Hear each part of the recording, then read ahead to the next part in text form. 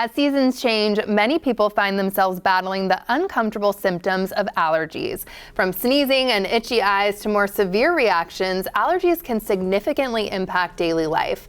To help us understand more about allergies and how to manage them, we have Dr. Vinod Doraiswamy, allergy and asthma specialist with Optum Care Washington. Thank you so much for being here. Thank you so much for having me.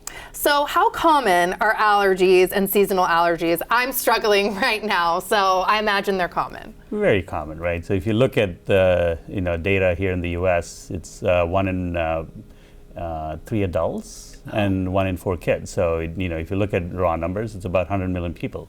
Oh my gosh, so I'm not alone. What causes seasonal allergies? Allergy, as we think about, is our body's immune response. Some people make an antibody, and we call them in allergy world the IgE kind of antibody. And people who have allergies make it to the things they're either breathing in or eating sometimes.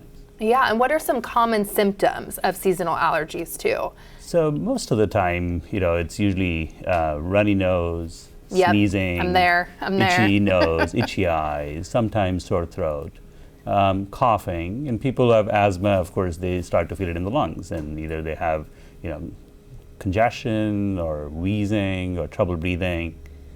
Jeez. A lot there. And how are allergies diagnosed too? So often the first thing is, for one to educate themselves of their symptoms, right? So these symptoms, if you notice those symptoms, then, it's always hard to say, is it a cold? Right, am I sick? Yeah. Right. But, if this is, usually fever does not, you don't get fever with allergies. That's uncommon.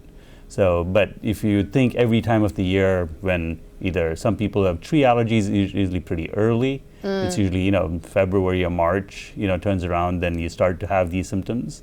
Grass allergies comes in maybe just a little bit later, maybe a few weeks or a month later. So April, May tends to be bad season for those with grass. So if it happens every year, then it's a pattern, right? So, you may not know the first year, may not know the second year, but then after that, you're like, okay, this is not a cold. Yeah, and it's interesting, like you said, if I always know it's happening around like April or maybe it's grass, and then you can kind of figure out maybe exactly what you're allergic to. And how can a parent know if their child is allergic to something? So depends on the age. I often, I see both young kids and adults. So, often a parent comes to me when the child's a year old and says, I think he's allergic to pollen. And I'm usually like, yeah, pollen, usually allergies take a few years to develop, in kids, especially pollen allergies. So you need a few seasons under your belt to get that.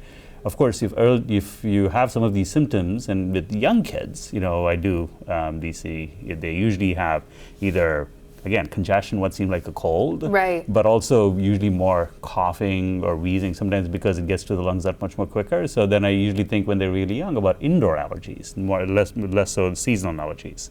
Interesting. And so what are some kinds of prevention or treatments to give us some relief? What's available? It's pretty simple. When I see my patients, usually the framework is, what can you do to minimize how much you're breathing in the allergen? That's one. Second is, what medicines could you take? And of course, usually we go, if none of those work or for long term, we think about allergy shots. But in terms of details, so, if you want to think about what can you do, if it's seasonal, it's pollen, right? So it's, outdoor. So one of the things you could consider, if it's possible, is when you're indoors, which when you're inside the home, in your car, is to say, can you keep the windows up? Can you not let pollens in? At least that gives your body a break. Fair. So at least it gives a little bit of time for your body to recover. So when you do go outside, at least you can enjoy, the longer time outside than if you're breathing in pollen all the time. Okay, I need to close my windows. This is good information. And when you're in the car, of course, you want to turn it to the internal circulation, not the external too. Of course, you have filters that will kind of trap it in, but internal makes it, again, just keeping it inside. Definitely. And not getting more fresh air or pollens. If you're outside, then the other thing you should do is you could wear a mask these days. Mask not only prevents you from getting viruses, but also pollens, which are much bigger.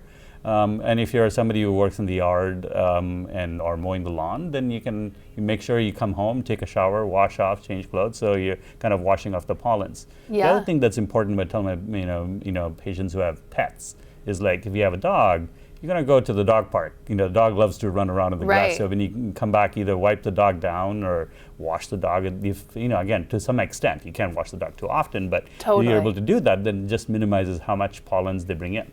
Awesome. Thank you so much for being here. We really appreciate your time. And to learn more about Optum Care Washington, just visit the website that you see right there on your screen. This portion of New Day Northwest is sponsored by Optum Care Washington.